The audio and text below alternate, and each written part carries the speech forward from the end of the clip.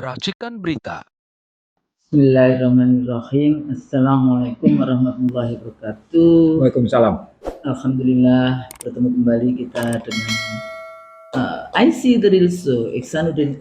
I stand for Iksanuddin Nursi dan C stand for Husnul Maria. CH ya nama saya CH. Karena ada yang bertanya juga. Tapi sebetulnya I see the real so itu juga ya memang conversation to scholars. Ya, percakapan dua akademisi, dua scholar, saya Husnul Maria dengan sahabat saya Dr. Iksanuddin Nursi. Dan di dalam konteks conversation ini insya Allah ya di dalam kerangka melaksanakan tugas-tugas konstitusi mencerdaskan kehidupan bangsa. Dalam konteks ibadah insya Allah dakwah bilisan kita di dalam rangka juga ibadah kayak gitu. Sebenarnya kalau dalam konteks ajaran kita dalam rangka wa mimma rozaqnahum yunfiq. Kita sedang menginfakkan rezeki. Apa rezeki kita? Ilmu kita. Nah, itu kayak gitu kan, ilmu yang sedikit ini kita. Karena pemilik ilmu yang sesungguhnya dari timur ke barat ya. Gitu kan. Dalam konteks itu. Nah, kita melanjutkan ini dialog-dialog terakhir kita ini selalu masih berhubungan dengan isu tentang perjanjian perdagangan Indonesia Amerika setelah Indonesia setelah 10 tahun ya berada di dalam cengkeraman misalnya ya MOU obor, kemudian nama obor diganti dari BRI kayak gitu kan, Belt Road Initiative. Sepertinya ini sesuatu menjadi bagian partisipasi dan inisiatif Indonesia. Itu programnya Xi Jinping tahun 2013 atau 2014 dan banyak sekali perkembangan pembangunan dari infrastruktur Indonesia yang dikonekkan dengan obornya Cina, juga dengan ekstraktivisme resources terutama nikel ya yang banyak dibawa oleh Cina. Bahkan terakhir itu Bang saya lihat peta Papua ya, Papua Barat maupun Papua itu ternyata sudah dikuasai sekian ribu hektar oleh siapa ya, yang ini juga bagaimana land grabbing istilahnya ya, perampokan tanah, pengambilan tanah yang luar biasa yang nggak cuma sekedar rakyat yang 0,2 hektar kayak gitu. Ini isunya sudah 9 juta hektar, 5 juta hektar, ratusan ribu hektar dan sebagainya seperti itu. Nah, di dalam dunia politik biasanya Bang kalau kita bahas tentang kekuatan ada business society, ada political society, ada civil society. Nah, business society selalu collude kayak gitu ya, berkoalisi dengan political society karena kebijakan-kebijakan politiknya itu akan berpengaruh kepada bisnis. Tapi jarang sekali kemudian memperhatikan kepentingan dari civil society, kepentingan dari masyarakat secara luas. Nah, kembali kalau kita isu yang kita bahas di beberapa video IC3 show, kita masih melanjutkan dengan perjanjian yang ditandatangani Indonesia dengan Trump gitu ya, pemerintah Indonesia, pemerintah PS dengan pemerintahnya Trump, Washington administration.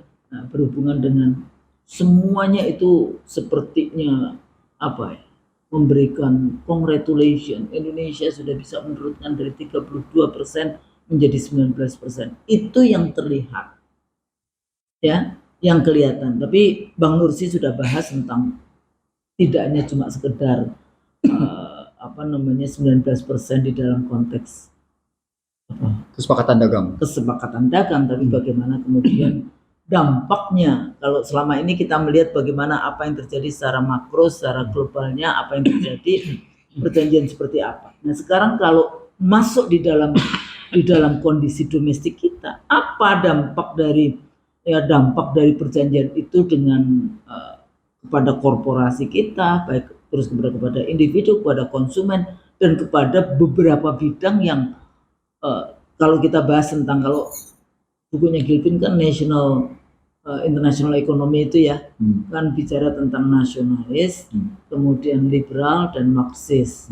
Nah, kalau ekonomik nasionalisnya apakah akan terganggu dengan hegemoni atau dengan perjanjian ini? Dan karena beberapa tulisan yang beredar kan mengatakan bahwa Indonesia menang telak, Indonesia berhasil, Indonesia dibandingkan nanti dengan Malaysia, dibandingkan dengan BRICS ya, kayak Brazil yang katanya 50%, dan 50% kan tarifnya Brazil dan sebagainya. Nah, membaca lebih jernih, lebih jelas, lebih detail apa dampak dari kebijakan 19%, tarif 19%-nya Trump yang dianggap itu keberhasilan dari pemerintah, negosiasi pemerintah kita, Indonesia, pemerintah PS, ya, di dalam konteks bernegosiasi dengan Amerika. Padahal kalau di video sebelumnya kita mengatakan bahwa ya ini sebenarnya jebakan juga kayak gitu ternyata kayak gitu. Karena tetap saja Trump menang telak juga di dalam konteks ini. Apalagi Indonesia sebagai negara yang jumlah penduduknya besar, kekayaan alamnya banyak kayak gitu kan, itu juga menjadi tempat pembuangan produk-produk, ya bukan jangan pembuangan, pasar dari produk-produk Amerika yang kemudian tanpa kena tarif, tanpa kemudian kena apa yang sebelumnya kita bahas, label-label halal dan sebagainya. Nah, melihat kira-kira dampak ke depannya ini, nggak usah jauh-jauh di 2029, tapi jadi short term, dampak short term itu apa, dalam konteks itu mid term, dan kemudian nanti long termnya seperti apa. Karena Amerika kan 4 tahun Presiden Trump, saya yakin nanti juga Trump udah susah juga untuk bisa jadi presiden dengan segala macam persoalan yang dia ada. Nah, membaca seperti ini kita mulai dari mana nih Bang? Yang pertama, korporasi dulu. Kita ngelihat dulu, jadi kan ada energi, kita mungkin dari bidang kali. Kita dekati dulu dengan logika konstitusional. Lalu konstitusional dulu ya. Lalu kemudian kita masuk ke logika teknokratik. Logika teknokratik nanti masuk ke bidang-bidang. Masuk ke bidang-bidang di situ. Setelah logika teknokratik, baru kita mengukur untung rugi di situ. Jadi ada 3 indikator. Iya, ada 3 indikatornya kita pakai. Logika konstitusionalnya adalah kita mestinya tetap didasarkan atas fondasi, visi dan misi. Ya. Untuk apa kita bernegara? Bernegara. Jadi nggak bisa kita abaikan logika konstitusional. Ya, kita mesti harus baca ini juga selalu. Politisi itu wajib ain hukumnya membaca konstitusi. Iya, jadi kita nggak bisa cuma sekedar melihat berdasarkan kondisi logika teknokratik. Jadi mesti mereka itu ya misalnya ya perdebatan di Amerika aja juga selalu membahas tentang amanat konstitusi itu apa? Harus kok pasal-pasal konstitusi itu apa? Kita kok kayaknya jarang ya? Nggak kedengeran. Nggak kedengeran sebenarnya. Jadi ya wajar kalau karena jarang disampaikan kayak gitu kan. Iya. Jadi kalau kita konstitusi cuma ditaruh di lemari saja. Dan mereka menganggapnya sudah paham benar gitu. Padahal mereka ketika dikejar bagaimana misalnya pemahaman mereka tentang konstitusi dalam aplikasi kebijakan mereka dan kebijakan yang berpihak pada kepentingan nasional, ya mereka nggak bisa jawab gitu. Ya itu repotnya. Nah sekarang kita lihat dulu dalam pendekatan konstitusi. Kalau pakai pendekatan fondasi, maka mestinya kita masuk dulu ke dalam Pancasila. Karena fondasinya Pancasila. Artinya apakah perdagangan itu memang melahirkan keadilan sosial gitu bagi seluruh rakyat Indonesia? Iya kan? Apakah kesejahteraan? Apakah memang itu beradab? Kemanusiaan beradab gitu. Ada 2 indikator pentingnya, kemanusiaan yang beradab dan keadilan sosial. Nah, kalau dari fondasi kayak gitu kita sulit menjawabnya, maka kita harus menjawab pada misi. Misinya apa? Kan Indonesia yang bebas, merdeka, berdaulat dan adil makmur. Nah, apakah perjanjian itu menunjukkan kita berdaulat? Kita menunjukkan bebas, kita merdeka, kan gitu. Langsung kejawab dengan isi-isinya. Kita sudah lihat, silakan lihat talk show kita sebelumnya ketika kita bicara Jakarta dijatuhkan Washington dalam tanda tanya. Silahkan lihat di situ gitu ya. Itu dalam konstruksi bagaimana visinya. Bebas, merdeka, berdaulat, adil makmur. Misinya, ketemu misi 4. Melindungi segenap tumpah darah bangsa. Mencerdaskan, mensejahterakan, membangun keadilan, kan gitu kan. berdasarkan perdamaian. Nah, kalau dilihat dari misinya begitu, maka apakah kita sedang melindungi Indonesia? Mengelilingi segenap tumpah darah bangsa? Gitu. Itu pertanyaannya. Iya, gitu pertanyaannya. Kepentingannya siapa? Kepentingan siapa? Jadi kalau kepentingan asing, ya kayak dulu waktu MOU yang dulu opor, ya kepentingan opor berarti. Ya artinya ketika kita tanya. Sekarang kepentingan Amerika dalam konteks ya itu. Jadi kalau dibilang pertanyaannya sedang melindungi siapa, ya sudah, ya kita nggak bisa ini gitu. Ya. Keadilan sosial, beradab, bebas, berdaulat, adil. Jadi agak repot tuh, karena makmur. Jadi agak repot gitu ya, karena ini saya sedang melihat melindungi, kalau kalimat-kalimatnya perjanjiannya kayak gitu. Perjanjiannya seperti itu. Apa yang dilindungi? Siapa yang dilindungi? Kita masih gini aja, nggak reciprocal. Iya. Kita masih kena tarif 19%. Mereka free, bisa masuk tanpa tarif. Iya. Everything. Iya. Itu aja nggak reciprocal. Jadi oke. Itu satu ya, melindungi. Yang kedua, siapa yang disejahterakan? Kalau tadi pendapat korporasi Amerika kayak gitu tadi misalnya, itu udah dari soal gandum, soal gula, soal kedelai, soal Boeing, gandum, soal gula, digital, sapi, babi, digital, keuangan. Ya, udah jadi gitu. Ini nanti menghidupkan Visa dan ini lagi Mastercard juga. Sistem pembayaran sudah ketemu. Iya, maksudnya begitu. Nah, dari sana gitu ya. Ya kita mesti tahu bahwa ada problem kalau dibilang menyejahterakan siapa. Lalu berikutnya, sesungguhnya dalam rangka mencerdaskan siapa nih? Itu nanti di dunia pendidikan ada reciprocalnya juga enggak ada kan? Loh, ketika masuk jasa digital terus si muatan jasa digital dalam pendidikan gimana, Husnul? Itulah. Kan kebebasan tadi, kebebasan pada jasa-jasa digital. Nanti dalam jasa digitalnya sudah ada pendidikan gimana? Padahal kan Husnul tahu AI aja sudah menyodorkan tentang jasa pendidikan, gimana coba? Mereka tuh sangat ini gitu loh teman. Jadi itu ya, itu yang ketiga. Yang keempat, itu apa menumbuh kembangkan rasa keadilan yang kan kalau mereka bilang perdamaian berdasarkan kekuatan. Strengthening to the peace kan gitu. Strengthen to the peace. Kekuatan untuk melakukan perdamaian. Kalau kita kan enggak. Keadilan sosial yang kita pakai dalam mereka menentukan menempatkan segala sesuatu pada tempat pada waktunya. Jadi kalau Anda tidak melakukan keadilan sosial, jangan berharap ada perdamaian. Iya. Adil itu bahasa Arab. Jadi kalau bagaimana mungkin Anda mau bicarakan tentang di situ bicara perdamaian kalau Anda dasarnya pada paksaan, pada kekuatan. Kan Anda bicaranya perdamaian dengan basis kekuatan soalnya. Nah itu Amerika. Survival of the fittest akhirnya.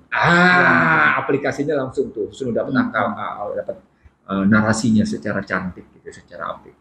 Dan dari sana logika konstitusional begitu kita pindah sekarang ke logika teknokratik. Logika teknokratik kita menjadi begini. Pertama, Anda diminta untuk membebaskan hambatan tarif apapun. Artinya everything itu tulisannya di Twitternya Trump. Walaupun kemudian dalam White House government itu mereka bilang 99%. Gitu. Ya, 99% itu ya sudah everything. Sudah everything ya.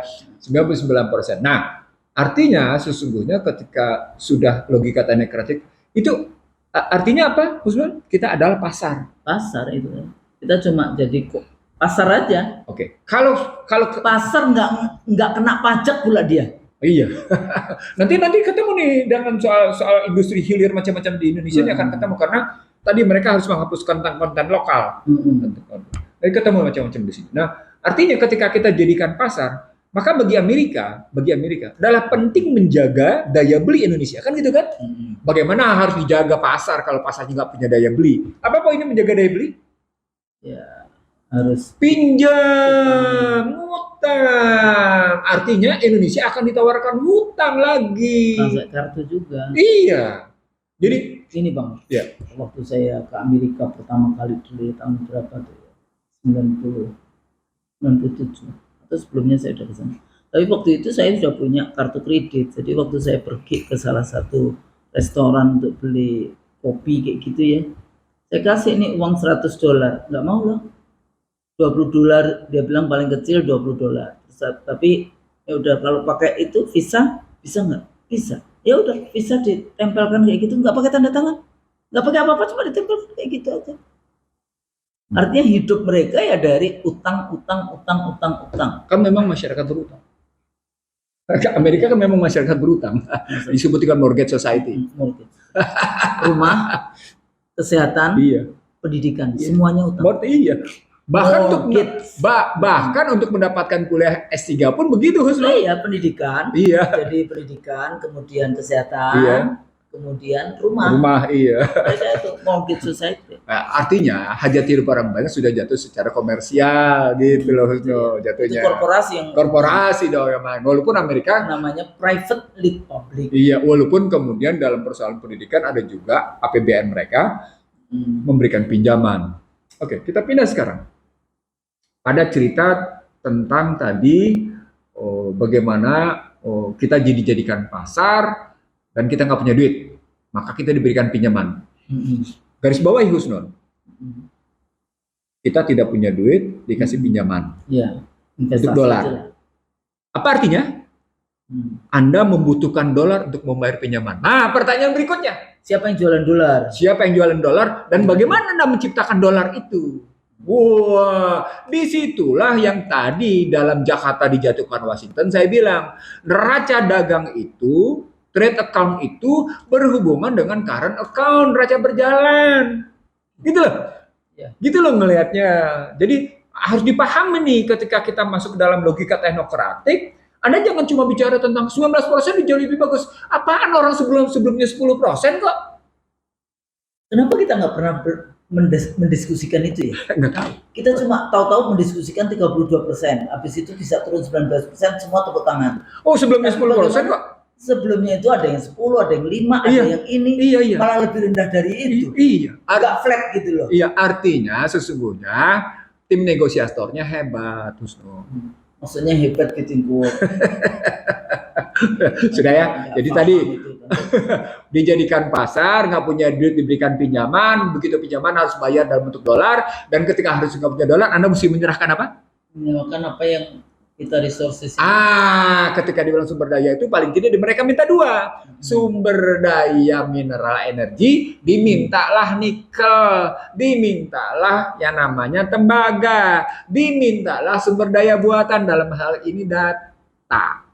Asik kan? Asik kan?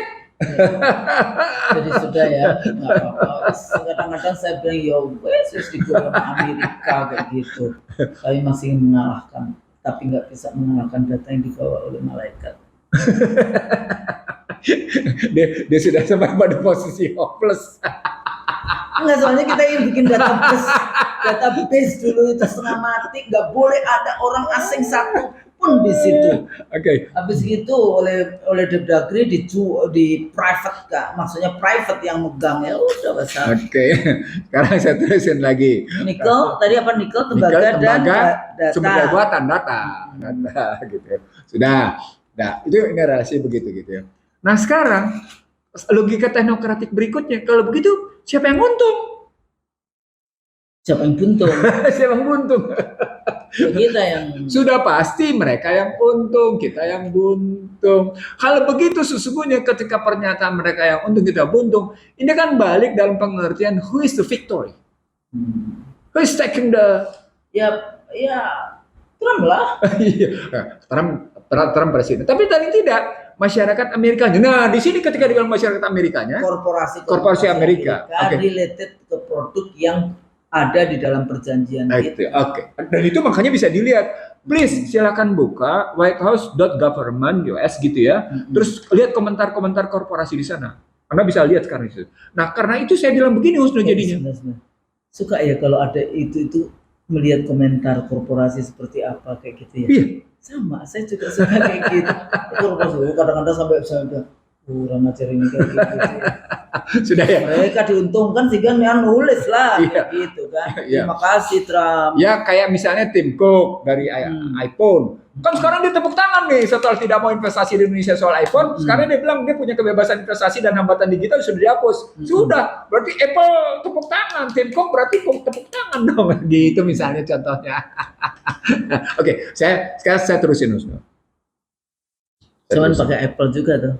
Iya, saya pakai Apple. Betul, pakai Apple. Tapi jangan salah. Ini Apple jelas. Tapi jangan salah. Bukan berarti saya ngedukung mereka. Karena mau tidak punya alternatif. Harus dikasih tahu. Kan? Iya. Kalau enggak kita pakai apa? Iya. Saya Lenovo nih. Amerika juga. Tapi sudah diambil Cina. Iya, sudah diambil Cina. Ini IBM kan dulu? Iya, IBM betul. Oke. Nah, sekarang kita terusin lagi Husnul. Berarti yang diekspor dari Indonesia ke Amerika adalah tadi sumber daya mineral strategis dan itu mereka menyebutnya critical mineral. Istilah mereka. Nah, critical mineral itu adalah nikel, tembaga dan lain-lain gitu. Kalau sudah nikel dan lain-lain, saya punya daftar nikel yang berhubungan dengan industri pertahanan mereka, Husnul, gitu. Iya kan itu masuk di military industrial complex. Iya. Sumber dasar apa ya kayak bahan dasar salah satu penting di dalam konteks military industrial complex. Iya. Nah, sekarang kita terusin lagi, Husnul. Sementara mereka punya kebebasan memasarkan tadi kita sudah tahu gandum, gula, jagung, ya, daging sapi, wah udah macam-macam. Termasuk mereka bebas memasarkan Boeing. Nah, langsung juga termasuk energi. Nah, itu berarti soal bagaimana produk Exxon dan Chevron gitu kan ke Indonesia. Yang kita memang kebutuhan kita sampai $1 juta.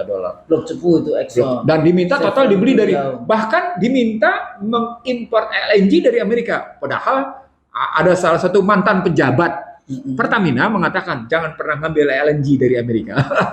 Dahsyat nggak? Ya, forget it. Saya ingin mengatakan begini. Ini apa cerita para pejabat Indonesia hebat banget ya. Hebat. Jadi sebetulnya ya itu yang power grabbing. Dia gunakan istilah power grabbing. Power grabbing isunya cuma gimana caranya mengeruk yang namanya sumber daya alam, kekayaan, tapi kemudian memanfaatkan kekuasaan itu untuk kepentingan dirinya. The point is not only the occupational. Gitu ya. Tapi ini juga soal mentality. Dan di balik mental itu adalah soal ketahanan mental itu dalam perspektif yang jauh lebih dalam. Anda sebenarnya sedang berjuang untuk siapa? Anda sebenarnya sedang menjabat untuk kepentingan siapa? Gitu. Nah, di sini ketika kita berujung pada persoalan siapa diuntungkan apa diuntungkan siapa dalam konstruksi tarif 19 ini gitu ya. Tarif 19% ini, maka lanjutannya menjadi begini. Kalau mereka diuntungkan dan itu berarti secara struktural mereka enak sekali menghegemoni dan mendominasi. Saya bilang nyaman sekali, enak sekali menghegemoni dan mendominasi Indonesia. Maka pertanyaannya, orang-orang itu punya sumpah jabatan nggak sih, Husnul? Ini kan disumpah demi Allah. Aduh, kalau sudah sampai di sini. Saya ya gimana ngelihatnya? Kalau ada orang Indonesia bilang, enggak, nanti harga gandum akan turun, harga kedelai akan turun, harga gula akan turun. Contohnya dulu, tiket pesawat dari mahal menjadi murah, sekarang paling mahal. Coba, contohnya dulu, sekarang paling mahal. Gitu ya. Sama dengan barang-barang itu. Sekarang dalam waktu singkat, kedelai mungkin turun, bungkil kedelai mungkin turun harganya. Tapi sebentar setelah itu mereka merasa menjadi, karena mereka dominan, mereka bisa menentukan harga, mereka bisa ini, terus kita bisa apa? Di situ bedanya dengan Cina. Cina pasar mereka juga. Tapi Cina sadar bahwa pasar tidak dikuasai oleh mereka, tapi dikuasai oleh otoritasnya, pemerintahnya. Sehingga mereka melindungi pasarnya. Kita dulu kan suka ngomong pembeli adalah Tuhan kayak gitu. King of customer is king. Tuhan ya, raja. Ya, di situ. Kita enggak. Producer is king. Iya, produsen adalah Karena raja. mereka menghegemoni, mereka mendominasi, mereka mendikte, dan kita dipaksa untuk itu. Dan kita dipojokkan sampai dan legal sekarang ya. Jadi artinya sesungguhnya perjanjian kesepakatan dagang Indonesia dengan Amerika membuka mata dan telinga bahwa sesungguhnya produsen adalah raja, bukan konsumen adalah raja. Itu membuktikan, Husnul. Kita nggak punya pilihan. Nggak punya pilihan di situ. Nah, ketika sampai, nah di sini saya ingin mengatakan, mereka berpikir kita nggak punya pilihan. Nanti kita harus kasih tahu pilihannya seperti apa. Nah, di sini muncul, kenapa banyak orang berkomentar, kenapa kita tidak memilih negara-negara yang mencoba bertahan atas posisi tarif yang diterapkan Trump? Nah, di sini kita pindah analisis kita. Analisis kita ke Amerika. Saya paling tidak mengambil 3 hal penting dalam kasus Amerika. Yang pertama adalah dihentikannya bantuan asing pada Trump. Jadi foreign aid dihentikan, ya. USAID berhenti, bantuan-bantuan luar negeri berhenti, gitu ya. Macam-macam berhenti di situ. Mereka menggunakan itu. Ya. Tapi bantuan belanja militer luar negeri nggak berhenti, penempatan pasukan luar negeri nggak berhenti. Gitu. Artinya Amerika betul-betul mendasarkan diri pada kekuatan militer mereka untuk itu. Gitu. Satu. Tapi pada saat yang sama, Trump juga diprotes soal pajak. Trump juga diprotes, misalnya soal kebijakan yang berlebihan pada penempatan tentara di dalam negeri dalam rangka penegakan immigration, customer, emergency force, gitu ya. Diprotes habis-habisan, gitu ya. Saat yang sama, Trump juga diprotes oleh sejumlah korporasi dan termasuk oleh Federal Reserve bahwa kebijakan, nah ini menarik di sini, kebijakan tarif Trump itu akan meningkatkan inflasi dan membebani ekonomi. Maka ketika Trump kemarin mendapatkan vonis bahwa penyerapan lapangan kerja itu menurun habis-habisan, Trump marah kepada Biro Statistik dan dia pecatlah pejabat Biro Statistik sebagai dianggap memanipulasi data. Saat yang sama, Anna Kruger dari Federal Reserve itu mundur karena dianggap Trump sudah aneh kebijakannya. Dan Jeremy Powell juga sudah ditegasin macam-macam. Saat yang sama Trump pun ribut dengan yang namanya salah seorang dari, saya lupa siapa namanya, dari Demokrat yang disebut dengan go to hell with your Democrat gitu, sampai kayak gitu kalimatnya gitu. Poinnya adalah ternyata sejak awal orang kalangan cerdas Amerika melihat kebijakan tarif Trump itu sesungguhnya tidak sedang menyehatkan Amerika. Kenapa? Kenapa? Itu karena reindustrialisasi yang ingin diupayakan Trump sebagai wujud MAGA itu tidak bisa diwujudkan dalam jangka pendek. Itu semua udah panjang. Sudah lewat. Kenapa? Karena pada saat yang sama seluruh industri manufaktur yang besar-besar di dunia sudah diambil oleh Cina. Maka pertanyaan besarnya, apa bukti? Di sini saya ngejar bukti, logika teknokratik. Apa bukti bahwa sesungguhnya kebijakan Trump tidak akan mendorong perbaikan ekonomi dalam negerinya? Nah, di sini kalimatnya. Ekspor hanya menyumbang 10% dari PDB. Ekspor Amerika. Gitu ya, di sini menarik. Amerika Serikat adalah eksportir terbesar ketiga di dunia. Ekspor utama AS meliputi pasokan industri 38%. Bayangin. Pasokan industri aja nih 38%, barang modal 29%, barang konsumen 14%, otomotif 8%, makanan pakan serta minuman 8%. Dan data sumber dari Trading Economic. Di sini ada lagi kalimat berikutnya. Perdagangan barang dan jasa komersial dunia pada tahun 2024 menjadi 32,2 triliun. Itu menurun dibanding 2023. Perdagangan barang naik 2%, sedangkan jasa tumbuh 10% melampaui pertumbuhan 2023. Apa artinya? Amerika tidak terlampau signifikan sesungguhnya dalam menguasai pangsa pasar dunia dalam industri manufaktur. Nah, di sini kelihatan gitu ya, bahwa sesungguhnya penguasa industri manufaktur adalah Cina. Maka disebutlah dalam berbagai kajian Amerika sendiri bahwa Cina adalah raja industri manufaktur dunia. Dan itu detail kita dari mulai bangun tidur sampai tidur lagi. Ketemunya sama Cina. ketemunya produk Cina. Nah, artinya ketika Trump ingin melakukan reindustrialisasi manufaktur di Amerika dalam waktu singkat selama dia berkuasa, itu mustahil. Maka disebutlah oleh Meksiko, maka disebut oleh beberapa negara bahwa sesungguhnya kebijakan Trump yang menaikkan tarif itu tidak akan bisa bertahan lama karena akan meningkatkan yang namanya pengangguran, akan mempersoalkan beban ekonomi, naik inflasi. Dan di Indonesia sendiri, nah dampak balik dulu ke Indonesia, berarti menahan pertumbuhan, menahan laju investasi, menutup sejumlah korporasi, ujungnya apa Usna? Meningkatkan pengangguran. Dan ujungnya apa lagi berikutnya? Meningkatkan kemiskinan. Bagi Indonesia, bagi Trump juga sama.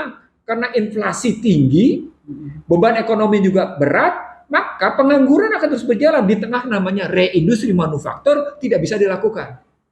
Jadi sesungguhnya dalam posisi lose-lose, tidak win-win. Wah, itu kajian mahal yang kita bikin. Lihat lose-lose, kalah-kalah dua-duanya. Iya. Dua-duanya kalah sebetulnya. Dua-duanya kalah. Gitu loh, kita melihatnya. Karena nanti larinya ya unemployment itu. Iya. Di saat yang sama, ini kajian menarik, Amerika belum mampu mengatasi Gini rasio kanker stadium 4. Amerika tidak mampu mengatasi ketimpangan rasial kanker stadium 4. Amerika tidak bisa mengatasi yang namanya orang kaya makin kaya. Indonesia sama nggak? Sama. Orang kaya makin kaya, orang miskin makin miskin. Apa indikatornya? Lihat yang namanya kesulitan kerja sekarang. Pengangguran para S1 itu ngelamar menjadi pasukan oranye. Coba sedih. Sebagai dosen namanya sedih banget. Tapi saya juga nggak mau jadi dosen kemudian harus memikirkan bahwa dia akan mengajarkan untuk mencari kerja. Enggak juga. Jadi buruh gitu loh. Maksudnya kan kita cerdas, kreatif, menciptakan kerja yang kayak gitu-gitu. Ketika kalimat Nurul Husnul cerdas kreatif, itu artinya dunia pendidikan Indonesia sudah harus berpikir tentang bagaimana melakukan mengantisipasi, mencerdasi dan mencermati persaingan AI. Karena mereka yang berpikir rutin akan diajar habis oleh AI. Akan habis diajar oleh AI. Tapi yang diajarkan berpikir kreatif, cerdas, mencermati keadaan dan mampu mengantisipasi keadaan, nggak terganggu dengan AI. Nggak terganggu dengan AI, itulah yang dibutuhkan sekarang.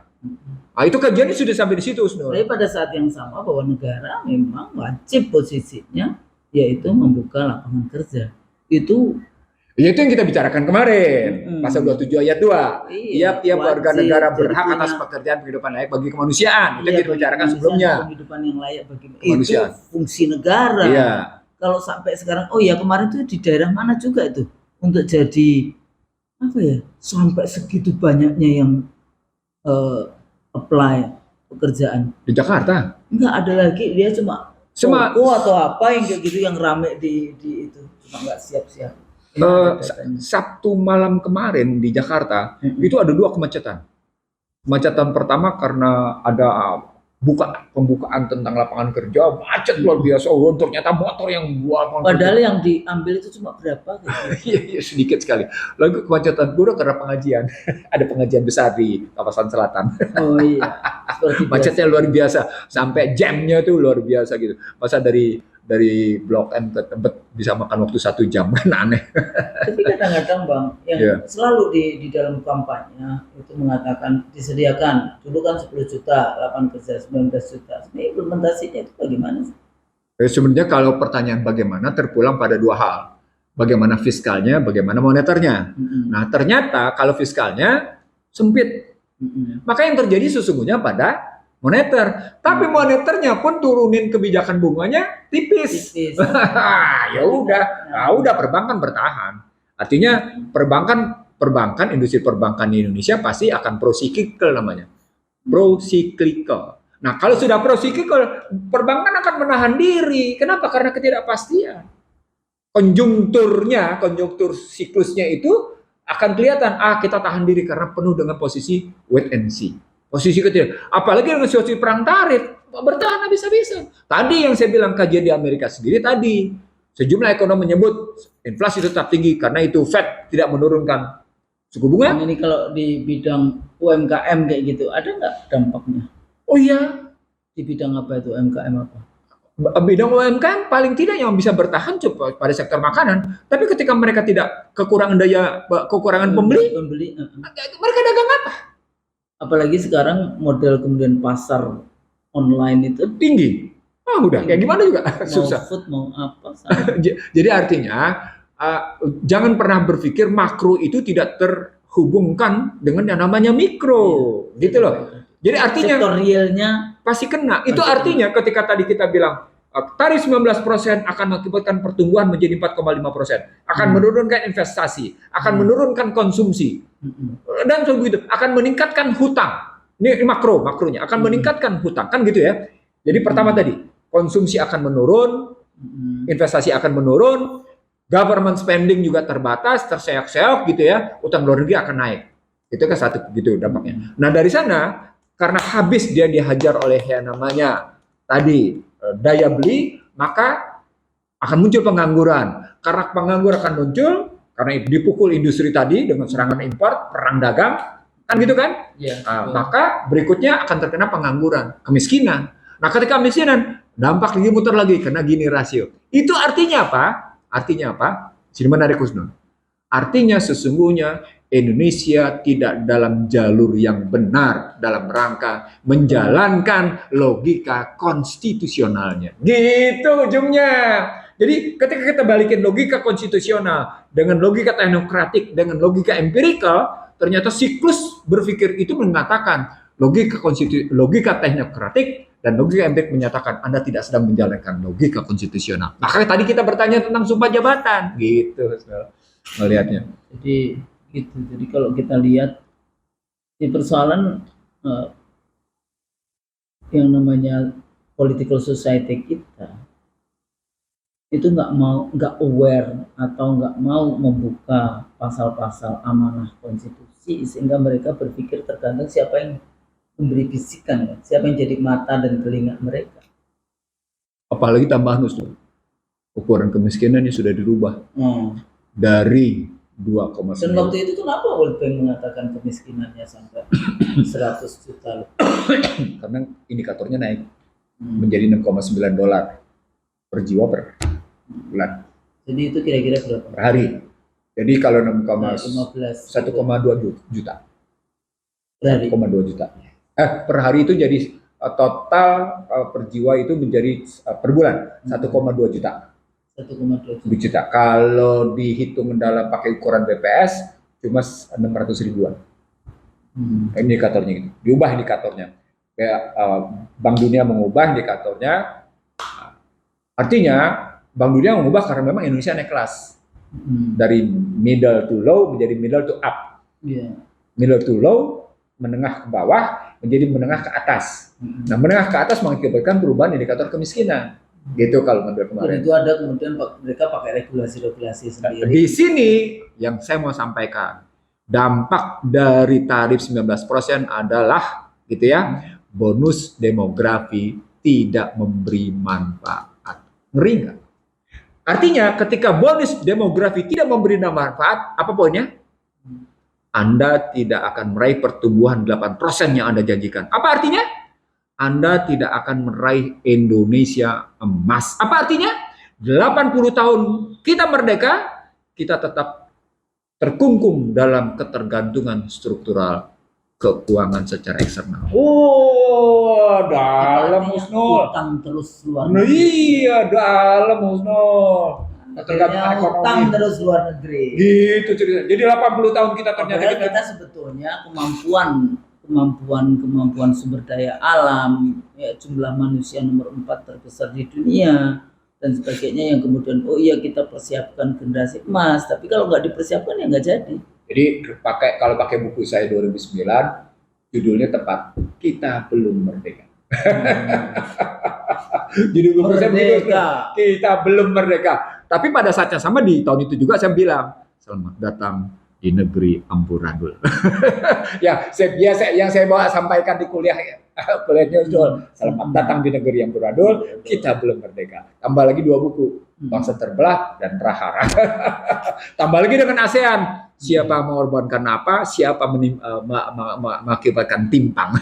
Bang, ini Ya. baru kita dengan yang Amerika, padahal sebelumnya kita dengan Cina, kemudian nanti Rusia, kemudian kita di ASEAN sendiri, yang kita sebagai negara terbesar, tapi tetap saja kita juga dijadikan pasar kan, dengan MEA, masyarakat ekonomi ASEAN itu juga kita juga tidak diuntungkan dari perjanjian-perjanjian itu. Jadi sebetulnya cara berpikir para pejabat di dalam memutuskan kebijakannya itu sebetulnya apa? Ya, pasar bebas. Sekarang mereka dibenturkan dengan pasar bebas, ternyata tidak bebas. Artinya sesungguhnya para pemikir pasar bebas itu sekarang sedang dipermalukan oleh Trump, bahwa sesungguhnya bukan pasar bebas. Sementara Trump sendiri dia menggunakan nasionalis. Iya. Trump sedang menampar para pendukung pasar bebas itu. Trump menampar habis-habisan. Gitu, kalau keren. Trump menampar para pendukung pasar juga, bebas. Karena Trump sebenarnya pebisnis sendiri juga. Oh iya. Jadi dia sekarang kolut gitu, gimana caranya menguntungkan diri. Sebagai pebisnis wajar dong begitu berpikirnya. Dan mereka akan berpikir bagaimana menguntungkan Amerika dong. Tapi walaupun kebijakannya dibilang salah gitu. Persoalan dengan para pebisnis yang berada di kekuasaan, dia mengakuisisi kekuasaan untuk kepentingan bisnisnya, bukan untuk kepentingan bangsa dan negara yang harus menjadi amanah yang diambil dalam sumpahnya. Itu persoalan. Nah, persoalannya di sini ketika masuk soal bisnis, ada orang yang membandingkan Trump dengan Elon Musk dan Trump dengan Obama. Menarik kok. Iya, apa itu? Saya baca ini sebagai penutup dialog kita nih. Karena di belakang ini kan kita harus juga bicara yang intangible, yang tacit. Iya. Oke. Dia bilang begini, Mas berupaya untuk mengikuti Trump yang punya kekuasaan. Dari perspektif bisnis mereka sama katanya. Yeah. Mereka sama-sama punya duit, walaupun Mas lebih kaya. Elon Musk lebih kaya.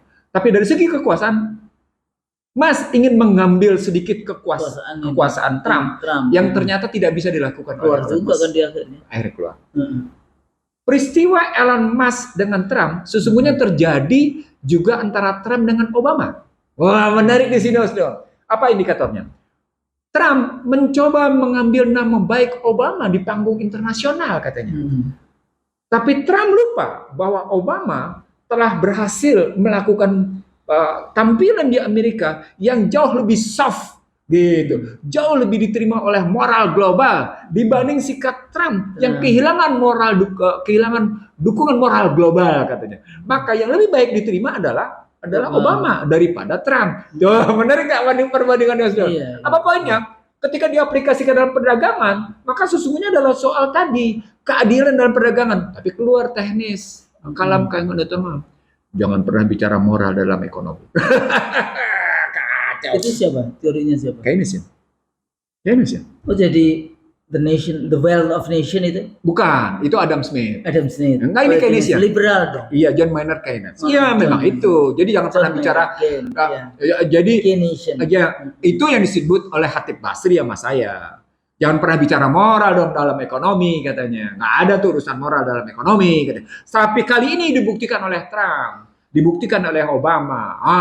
Di situ kelihatan Husnul. Jadi lagi-lagi Husnul ya. Nah itu kan mereka ya value, kalau kita kan mau apa saja harus ada morality. Makanya kita kaitkan tadi logika konstitusional, logika teknokratik, logika empirik yang kita mesti hadapi gitu loh. Logika teknokratik kan cuma logika rasional sebenarnya, data-data yang dianalisis secara rasional yang harus dibenturkan dengan empirikal harus dihadapkan pada logika konstitusional gitu melihatnya. Even rasional juga biasanya mestinya ideologis juga dong. Terkadang rasional totalnya adalah materialisme. Iya. Sekarang materialisme kayak apa? Kalau materialisme radikal, ya sudah materialisme radikal dan akhirnya kehilangan kemanusiaan. Itu yang sedang terjadi. Kalau yang tadi itu cara bisnis dengan moralitas. Nggak bisa dong. Nggak ada barokahnya kayak gitu loh maksudnya. Lu kamu bisnis tanpa moralitas, nggak ada barokah, nggak enak juga kayak gitu. Mau untung apa? Semua jalan apapun itu ujungnya sama, hasilnya sama. Jadi ngapain kemudian kita melakukan tanpa morality, tanpa etik kalau hasilnya kita tahu sama? Kan kayak gitu.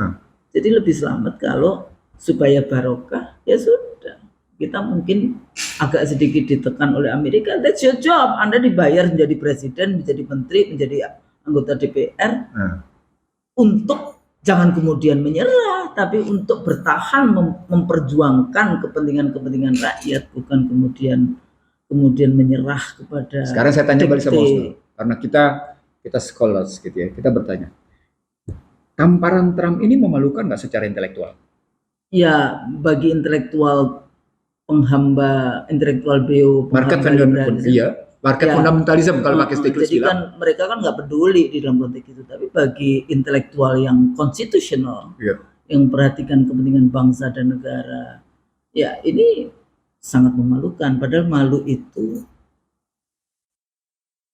penting loh, disuruh loh ya. Itu di dalam hadis arba'in itu salah satunya, malu itu sebagian dari iman loh. Iya, betul. Ya kalau nggak malu ya berarti intelektualitasnya tidak berbasis moral. Intelektualitasnya tidak berbasis moral. Saya ingin mengatakan begini, Usno. Kan kaum teknokratik ini merasa betul punya pikiran-pikiran maju ya. Oh, dengan kekuatan analitikalnya, teknokratiknya. Dia lupa, teknokratik itu harus berbasis norma juga. Nah, ketika norma dikejar, basisnya moral. Moralite. Yang paling tinggi itu moralite, ethics, baru nanti filsafat, baru pemikiran, baru kemudian publik. Kepentingan publik itu yang paling bawah. Tahu nggak, Usno, yang saya saksikan apa? Banyak teman-teman yang punya tadi logika teknokratik itu mendablak dengan cara berpikir teknokratik, seolah-olah dia tidak punya relasi signifikan, relevan dan signifikan dengan norma, dan seolah-olah norma tidak punya relasi signifikan dengan moral, dengan etika. Kan kacau. Artinya apa poinnya? Karena memang mereka penyanjung pasar bebas. Penyanjung itu tadi. Intelektual beo yang sebetulnya ada juga disebut sebagai kayak bahasa ininya yang kita nggak suka juga, sebenarnya intellectual prostitute. Ya, tapi dia bisa diuntungkan dengan itu. Kemarin juga dikasih tahu ini pejabat, ya kalau Anda mengikuti mereka Anda dapat dukungan. Kan kayak gitu kan. Emangnya pejabat-pejabat di Indonesia ini tidak mendapatkan cawe-cawe dari Doro bandarnya kayak gitu ya. Ketika IC di Rizal menyatakan bahwa Ukraina, Rusia adalah NATO melawan Rusia, dan kemudian menghasilkan pergeseran unipolar ke multipolar ke bilateral, dan kemudian dirumuskan sebagai berakhirnya era hyperglobalization yang kita sebut sebagai global disorder sejak beberapa tahun lalu, maka sesungguhnya pertarungan berpikirnya bukan cuma sekedar pertarungan kekuatan militer, kekuatan ekonomi. Gimana sih? Ya, civilization itu sebetulnya apa? Morality. Iya, morality. Beradab. Civilization. Diturunin sedikit istilahnya, bukan civilization, civility. Civility itu apa? Membenci dan memaki serta memuji. Membenci, memaki, dan memuji. 3, itu civility. Mereka bilang this is the era of civility. Padahal dari civility itu is a part of civilization. Dan dalam situasi sekarang namanya, Masya Allah, ini dengan proxy war, dengan segala macam. Artinya begini, Usno, yang merisaukan, yang merisaukan ya. Ini sesungguhnya kalau ada orang yang pernah bilang 2030 Indonesia akan hancur, pecah. Kan ada udah pernah ngomong kayak gitu ya? Iya, ada. Ada ya? Ada ya? Ada. Baca Prahara Bangsa deh. Baca Prahara Bangsa aja. biar tahu, kita nggak menyebut siapa. Maka pertanyaan, tidakkah tadi degradasi moral intelektual di Indonesia mengarah ke sana, Usno? Karena moral intelektualnya melulu hanya material. Padahal kita pernah memunculkan kajian moral intelektual berbasis material itu pasti akan meluluhkan keluarga, meluluhlantakan negara. Itu loh kata kuncinya. Jadi kajian kita bukan kajian pendek, Usno, kajian panjang, Usno.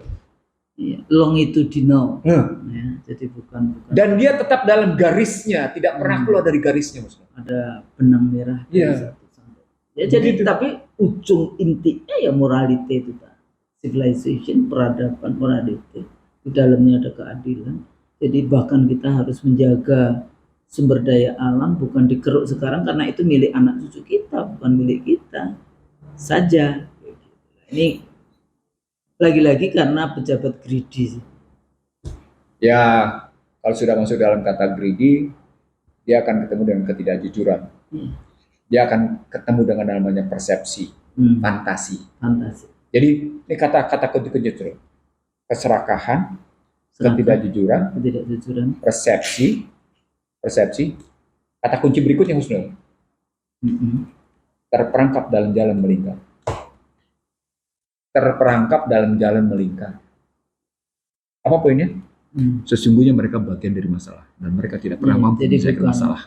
Itu tidak. Jadi makanya kan vicious circle. Iya, vicious circle. Tapi kita pakai bahasa Indonesianya lingkaran setan. Lingkaran setan. Itu tadi terperangkap dalam jalan melingkar. Yang melingkar itu lingkaran setan. Iya, tadi. Jalan melingkar. Cuma kalau kita ngomong lingkaran setan nanti dibilang jetan-jetankan gitu. Tapi kita bahasa Inggris kan vicious circle. Nah, tapi Bang Nursi kayaknya bagus juga, perangkap jalan melingkar. Terperangkap dalam jalan melingkar. Saya kira gitu. Bahasanya kan lingkaran setan kayak gitu. Iya, dalam bahasa Indonesia itu kalau dalam bahasa Inggrisnya vicious circle.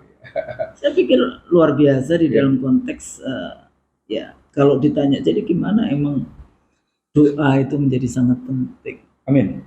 Iya enggak?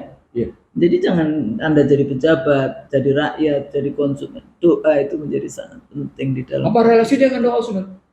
Ya, yang punya bumi dan seisinya ini kan ada yang punya. Kalau kita minta kepada yang punya, berdoa pada yang punya, yang tadi mau Trump ngomong apa, mau Xi Jinping mau itu istilahnya ilah. Itu istilahnya ilah. Nanti ketemunya dengan Rob. Setelah itu istilahnya ketemunya dengan Malik. Ilah, Malik, Malik. Ketemunya gitu tuh, tiga tuh. Ilah, Rob, Malik. Jadi kalau baca Al-Fatihah, baca An-Nas, baca Al-Falaq, baca Al-Ikhlas, itu pasti ketemunya tiga. Tapi yang seneng itu Al-Ikhlas, karena Al-Ikhlas itu surah yang semuanya itu Allah, milik Allah. Ilah gitu. Ilah. Ya kan? Iya. Saya pikir itu. Ini penting juga untuk Iya. Nah, karena Ustaz tadi yang punya begitu. Jadi saya ingin merelasikan kayak gitu. Maksud saya jadi pejabat jangan takut pada Trump, jangan takut pada ini, tapi Anda itu punya amanah yang diberikan oleh rakyat. Anda laksanakan amanah itu sesuai dengan perjanjian sucinya, yaitu konstitusi. Kalau konstitusinya ngaco-ngaco, kembalilah kepada konstitusi asli 1945. Karena ada aturan-aturan yang ada di negeri. Saya pikir itu. Ya, Bang. Terima kasih. Mudah-mudahan bermanfaat bagi pemirsa IC Terus. Ikuti terus conversation. Jangan salah, Husnul. Kalau jangan lupa, Husnul. Kalau kita salah, kita mohon maaf. Dan kalau benar itu hanya dari kehendak Allah semata. Jadi mohon dimaafkan kesalahan-kesalahan kami berdua. Kadang-kadang secara otomatis gitu ya nyeletuk kayak gitu, yang itu mungkin tidak mengenakkan kalbu dari para pemirsa maupun siapapun. Tapi insya Allah niat kita untuk membagi ilmu, insya Allah mewakafkan ilmu kita, mudah-mudahan bermanfaat. Saya pikir itu. Sampai di sini, sampai ketemu lagi di IC Show. Alhamdulillahirrahmanirrahim. Assalamualaikum warahmatullahi wabarakatuh. Waalaikumsalam warahmatullahi wabarakatuh. Terima kasih.